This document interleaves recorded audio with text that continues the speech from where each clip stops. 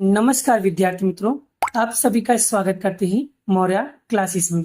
विद्यार्थी मित्रों, आज हम पेपर नंबर 4 के एमसीक्यू विभाग करने वाले हैं। जो बहुत आईएमपी होता है, 1 से 15 क्वेश्चन मिलते हैं। बड़ा बहुत आईएमपी, इसलिए अच्छे से प्रैक्टिस करना, ठीक है? क्लियर? चलिए, यहाँ विधान सत्य है असत्य है उसके बारे में बताना। बड़ा पहला क्वेश्चन क्या लिखा है? संख्या रेखा पे प्रत्येक बिंदु एम के रूप में होता है, तो एम एक प्राकृतिक संख्या है। बड़ा जरूरी नहीं है एम मतलब वहां पर 1 2 3 4 5 6 7 हो, जरूरी नहीं है। माइनस की संख्या भी हो सकती है, प्लस की संख्या भी हो सकती है, बटे वाला संख्या भी हो सकता है, रूट में भी हो सकता है, ठीक है? कोई भी संख्या हो सकता है, जरूरी नहीं किसी प्राकृतिक संख्या ही हो। तो प्राकृतिक संख्या हमेशा नहीं होगी, यह बात बिल्कुल गलत है। इसलिए यहाँ विधान क्या है बड़ा? बिल्कुल गलत। क्लियर हुआ? चलिए, परिमेय संख्या और अपरिमेय संख्याओं का गुणा करोगे तो परिमेय संख्या मिलेगा। नहीं बेटा, ऐसा नहीं होता।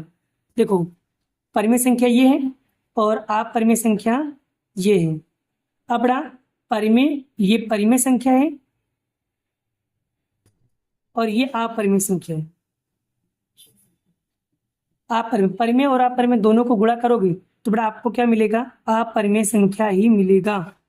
अपरिमेय संख्या ही मिलेगा। तो परिमेय और अपरिमेय को गुणा करने से अपरिमेय संख्या मिलता है, परिमेय नहीं मिलता, इसलिए यह विधान गलत। अब आगे, a माइनस बी का होल स्क्वायर का सूत्र ये नहीं होता बड़ा, बिल्कुल गलत है। कैसे? चलो मैं प्रूफ करके देता हूँ। a माइनस बी का होल स्क्वायर, तो इसका सूत्र आएगा पहले का वर्ग दूसरे का वर्ग, 2 लिखकर पहला और दूसरा, माइनस है तो पहले क्या करना है? माइनस प्लस माइनस, तो इसका आंसर क्या आएगा बड़ा? ये आएगा। और इन गधों ने क्या लिखा है? ये लिखा है, इसलिए यह विधान क्या होगा? गलत। नेक्स्ट, बहुविकल्पीय प्रश्न को कैसे सोल्व करेंगे बड़ा ध्यान दीजिए। बड़ा मैंने आपको बताया था, जब भी सवाल के अंदर आपको रूट दिखाई दे, रूट में कोई भी संख्या दिखाई दे, याद रखना वो अपरिमेय संख्या ही बनेगा। ये बात फिक्स है। फिक्स मतलब फिक्स, सोल्व करने की जरूरत ही नहीं, सीधा माइंड में फिट करो, मगज में फिट करो। रूट में संख्या दिखे, उसका उत्तर आएगा हमेशा अपरिमेय संख्या।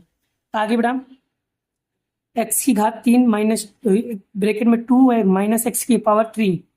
अब यहाँ पर देखो बड़ा, ये ऐसे लिखा हुआ है एक्स की घात 3 2 माइनस एक्स की पावर 3। अब यहाँ पर देखो, पहले 2 का मल्टीप्लाई इसके साथ करो तो 2x की पावर 3 माइनस फिर x का x। बड़ा याद रखना, घात में घात का गुणा नहीं होता है, घात में घात का जोड़ होता है।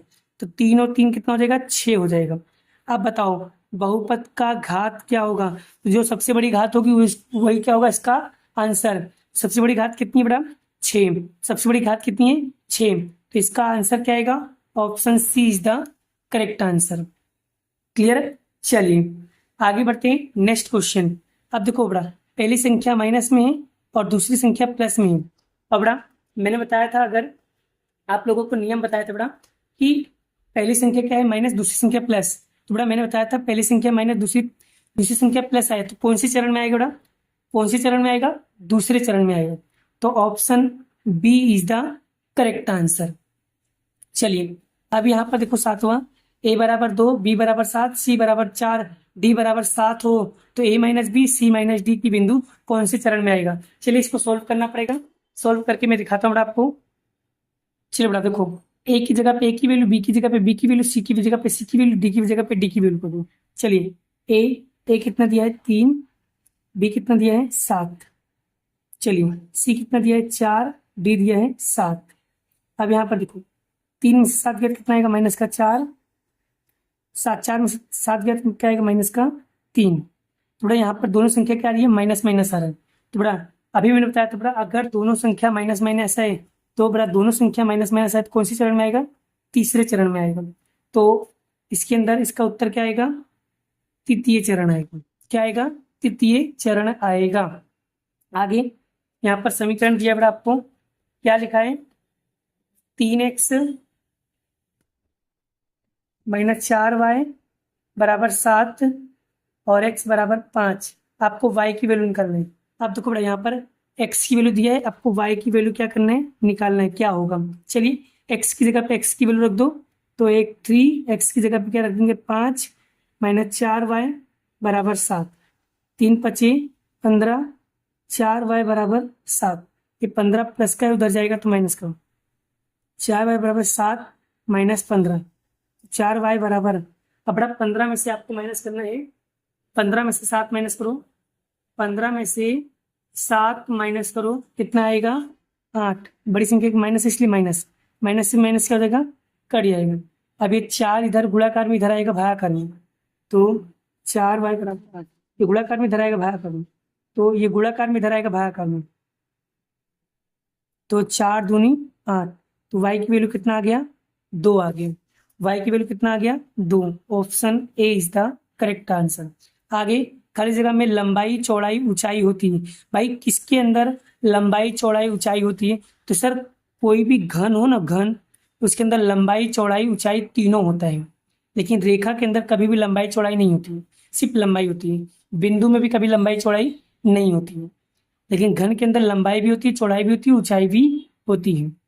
आगे एक अपरिभाषित शब्द बताइए बेटा, जिसका कोई परिभाषा ना हो, ऐसे शब्द बताओ। देखो त्रिभुज की परिभाषा होती है, तो ये तो होगा नहीं।